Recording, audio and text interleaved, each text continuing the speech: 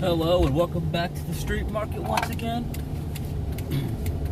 Just picked up these fancy Bluetooth headphones by Stihl, and so far I'm loving them.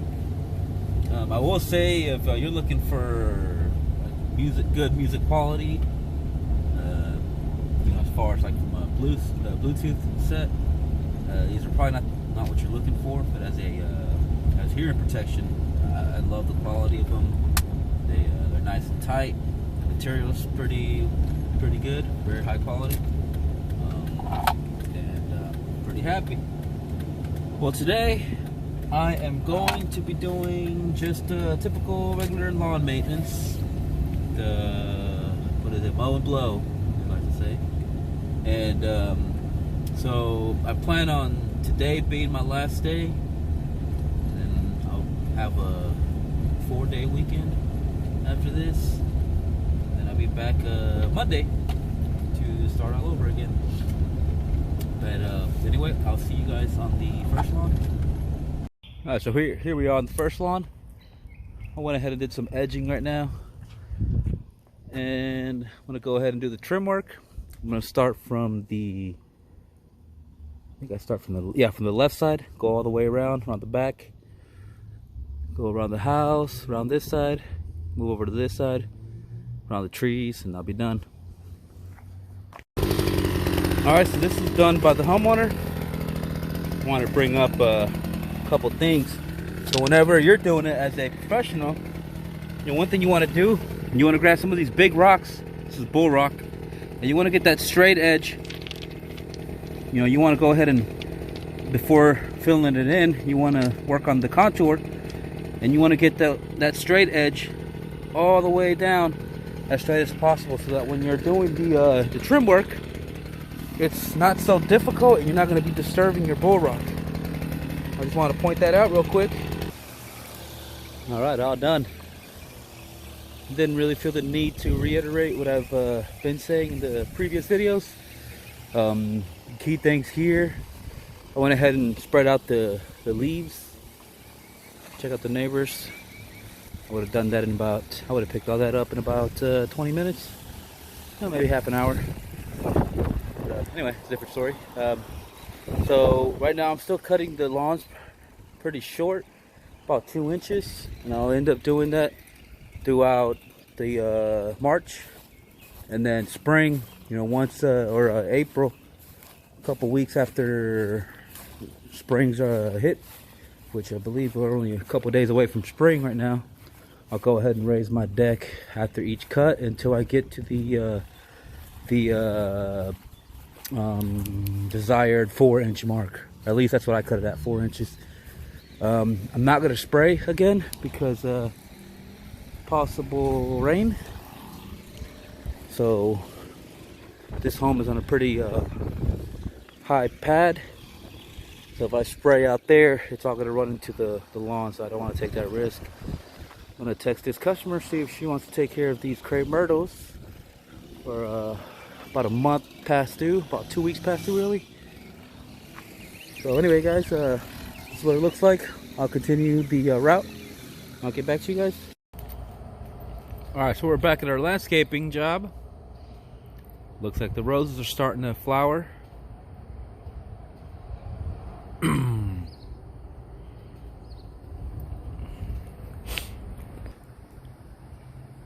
So I'm gonna blow out some of those leaves and then get ready to mow.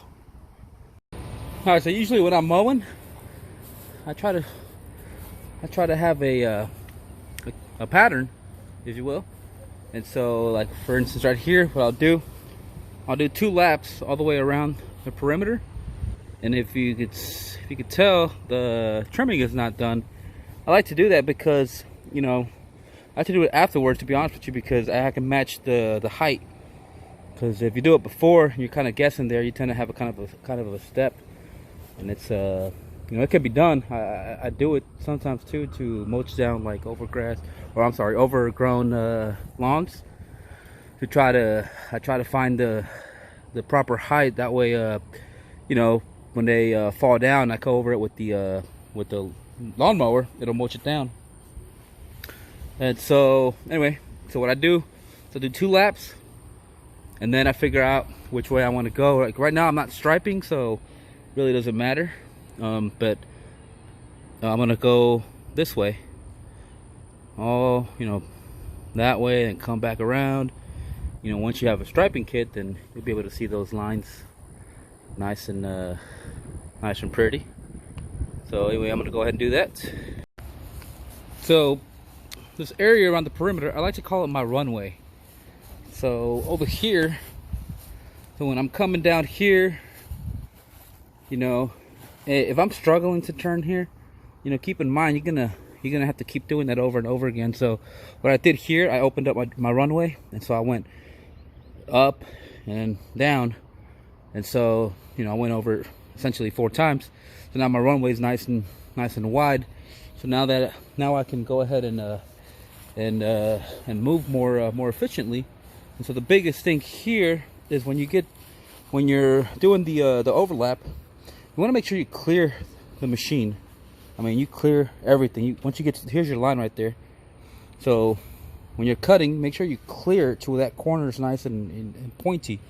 Because if you're lazy about it, you're gonna tend to kind of curve it, and it's gonna screw up your line.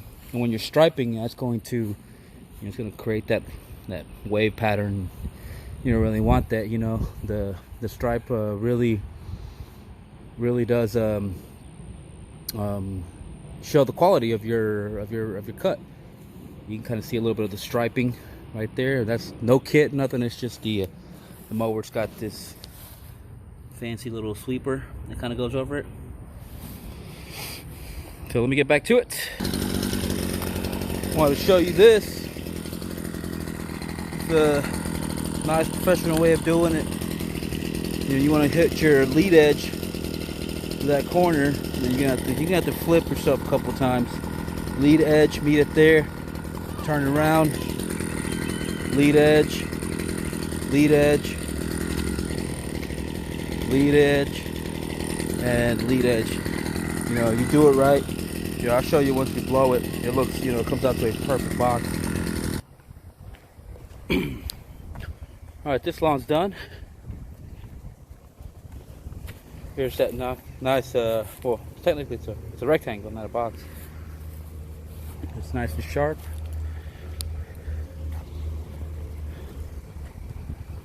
So same thing here, we'll cut it at this short length, and then as the season progresses, we'll raise the deck. All right, so Living Earth hooked it up. They didn't charge me anything. Where the first place I visited this morning, they tried to charge me 20 bucks, which I never get charged more than $5, to be honest with you. I mean, after all, we are supplying them, and all they're doing is just grinding it down, and they're selling this stuff, so it benefits them. I just thought it was odd that they charged me, or they wanted to charge me 20 bucks. For those of you wondering where mulch comes from, there's one of the machines. And this is landscaping material. All you landscapers or your homeowners paying for a service, and they're charging you this hauling fee. This is what they're charging you for, to come out here to these dump sites and dump them. And the sites might charge us a few bucks, $5, $10. 20 is the highest I've ever been charged. That happened today. Of course, I didn't do it. I didn't buy it. So it's a never-ending process. So all this stuff will be ground down, usually double ground, and then some of it will be stained, painted, in certain colors: your brown, red, black. You'll get your soils out of it.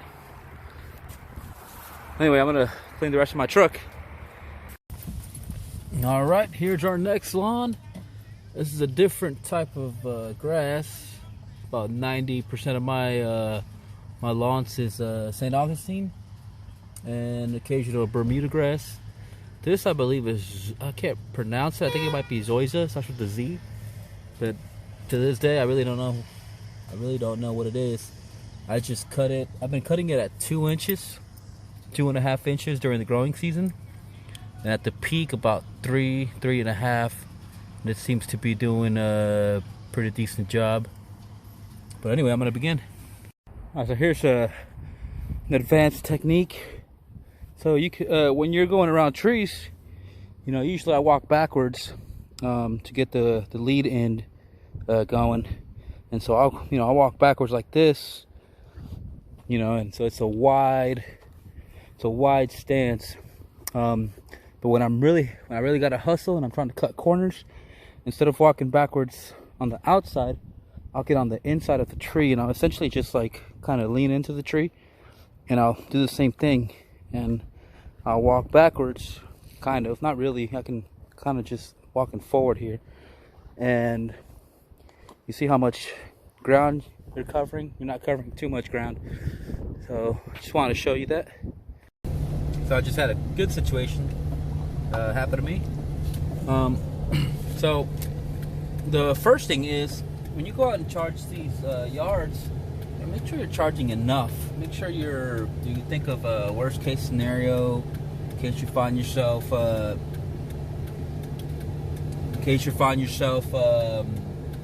little kids trying to wave me off. There's traffic. If you find yourself pushing a push mower, make sure you charge accordingly.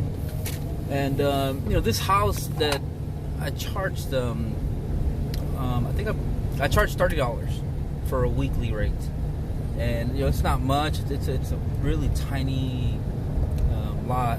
Well, not really. It's just they have so many gardens and plants that it just kind of shrunk the lawn. There's a lot of edging involved, a lot of trim work. Well, not necessarily edging, but more trim work. And so the time that I would sacrifice on the mowing, I gained it on the trim work. And so I charge $30 for a weekly rate, or $35 every 2 weeks. And at the time last year, that was reasonable. But it was actually a neighbor that came out for a lawn that I had originally charged for the same price, $35. But this lot was the opposite. It was a big lot, and this guy had no gardens. And in the front, he had a bunch of pine trees. So a lot of pine needles, a lot of trim work. And it usually took me about 2 hours with the push mower. With the zero turn, about an hour and a half. And so I didn't charge correctly. So, long story short, I ended up dropping that one, and I gained the neighbor's lawn. And so I came out today for the first cut of the season, and I text him, and I'm like, his name's James. I'm like, James, I'm done with your lawn. I sent you an invoice for $35. I wasn't sure if you wanted to do weekly or bi-weekly this year. And so he texts me back, and he says, Jose, I would be happy to pay you $35 weekly. You do such amazing work for what you charge. Like, honestly, you charge way too cheap. And so, I took that as a compliment, but at the same time, that's what the rate is this season, up to this point. I have been overcharging this year because I'm trying to get out the industry, but it's just even that's not working. Like yesterday, for example, I overcharged, and she said yes. Yeah, and so I kept going, and so now I kind of skipped ahead. The whole point of that was I actually thought about raising the price on James to $35 weekly and $40 every 2 weeks. And so, but in this industry, you just gotta be reasonable. You gotta be honest. You can't be too greedy. You'll find out pretty quick, if you're charging correctly or not, because eventually your body's gonna tell you, that's enough. it's not worth it. And so then you'll be able to adjust your pricing a little bit. And so, and this is not the first time this has happened to me. I mean, this has happened to me plenty of times. I mean, there's certain customers, and these are the customers that you're looking for, that are actually, I mean, they're willing to pay for the quality service that they expect. And if you do your job and exceed their expectations, then situations like this will occur. And, you know, I bring it up because it's something that I learned very early. You know, if you try to cut corners, if you just focus on the money long term, it's not a good long term business solution or business strategy, I should say. So short term, yeah, you know, it might work out if you're pretty good about you know, picking up new clients and you're not worried about retaining them.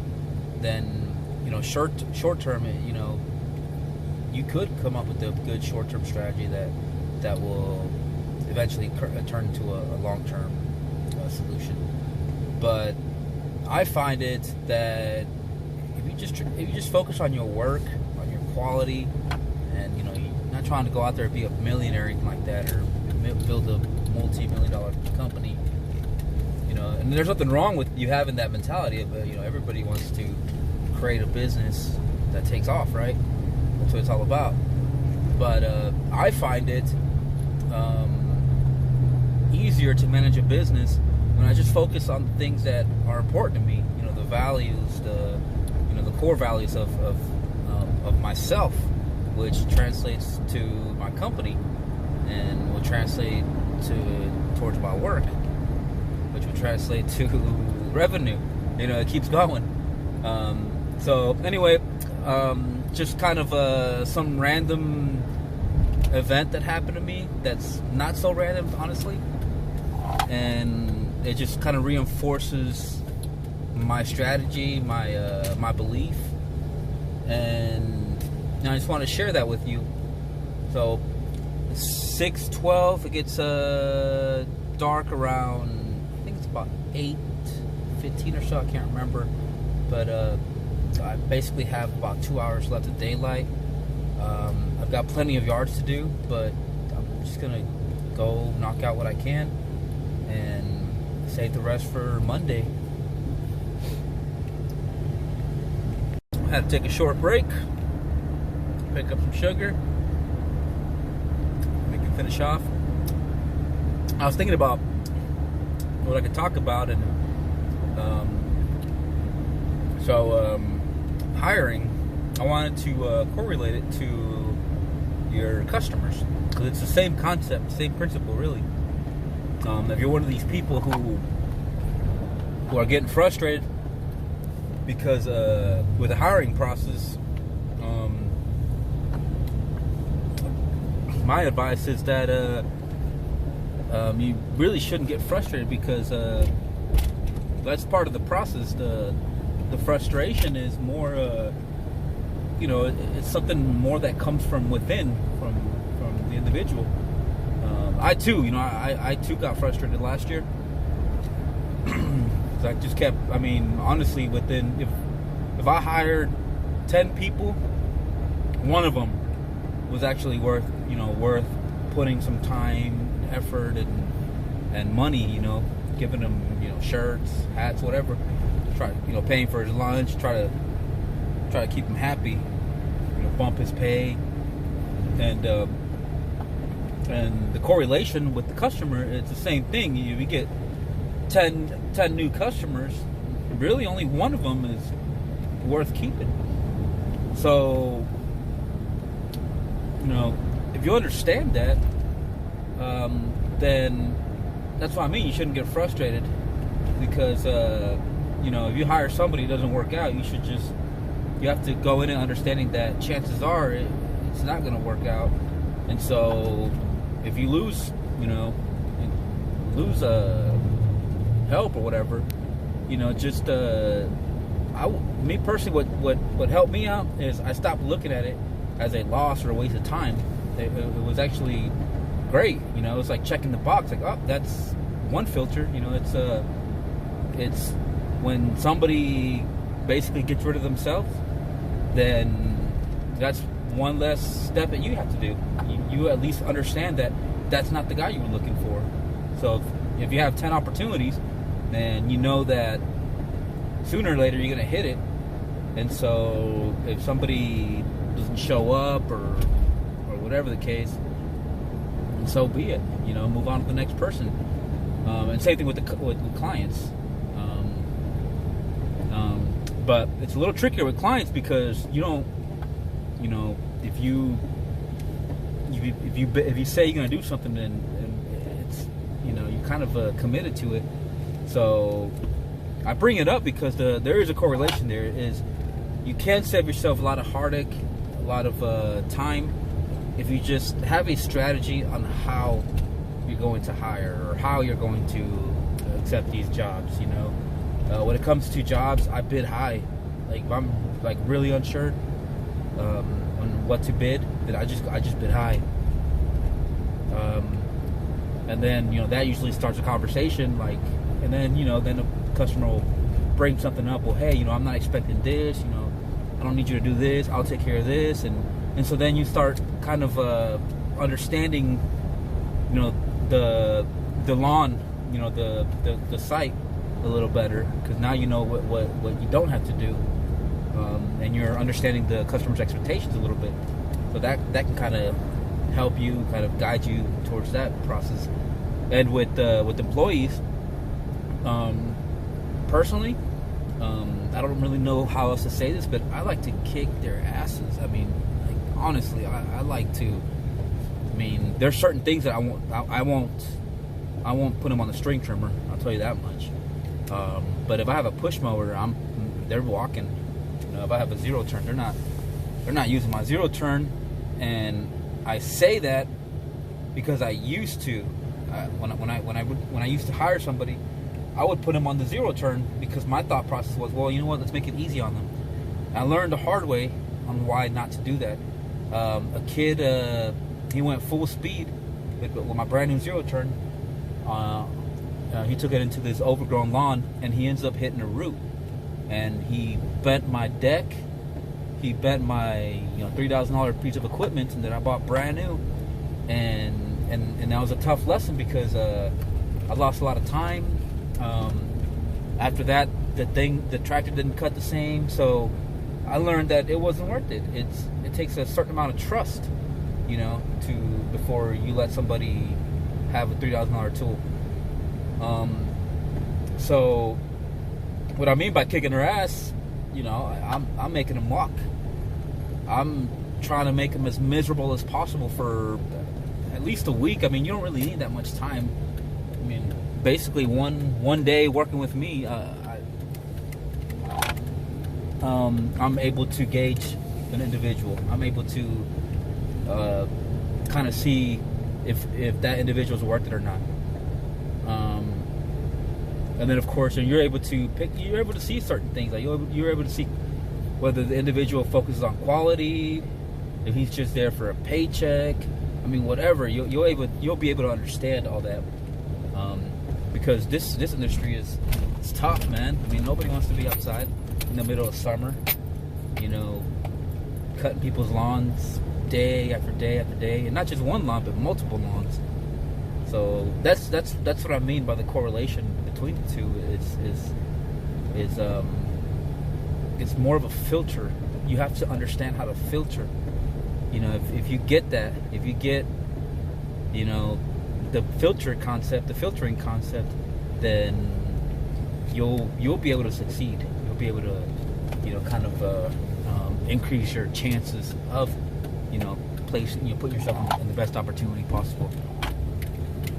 So anyway, that's really all I have on that topic. I'm sure I can go on more and more, but I'm sure you don't want to hear that. I'm about to get to this other house to start doing the lawn mowing there, and I'm excited to see it because I did a mulching job last year, so I'm going to see how it held out throughout the winter season and fall season. All right, so I may have to apologize to Stihl. My dealer kind of showed me how to install this. I understood what he said, at least. Not sure if it's gonna work. So let's try this again. All right, so you got to line up these arrows with the groove right there, and it looks like it worked. All right, so far I'm liking this. And then you twist. Outstanding. Right now I'm running out of daylight, so this feature right here, key, huge key. Although I'm wasting a lot of time video, but it's all right, it's all good. But I love it. Apologize for that Stihl. It's just I didn't know how to do it, but that's what I was looking for. Speed reload. All right, Jets. Starting to make a habit of this. So I did not finish. I'll have to work tomorrow morning. Have to cut into my 96 for a 4-day weekend. But it's all good. That's part of the industry. I'm sure you guys can't see me. Let me see if I can fix that. Oh, there it is. But in terms of money, not the best route. But it's all good. It's I consider it more of a courtesy for these customers who have given me plenty of money in the past. So it's I don't mind working late, coming in some extra hours. But the good news is I worked the route outside in, meaning the furthest one out, the furthest one first, and then gradually getting closer to home. So tomorrow's drive time should have, you know, no effect on my time. But anyway, I'd like to thank each and every one of you. Keep on watching the videos I put out. If well, that's if you choose to. I appreciate all the views. If you guys have any suggestions, go over anything that you know, maybe something in more depth, anything that I've already gone over. Perhaps you want me to review a tool. I've pretty much touched them all. Well, not all of them, but I've touched a lot of the new Stihl tools. I'll be more than happy to do that. But otherwise, keep commenting, subscribe. I'll see you guys next time. Actually, by the way, these headphones, legit. I've purposely left them on my head all day since I picked them up this morning. And so far, they've gone about 9 hours non-stop, and they still held their charge. So I wish I had the model information, but I think it's pretty much their only Bluetooth versions that they have on the Stihl website. But anyway, appreciate it. Have a good one.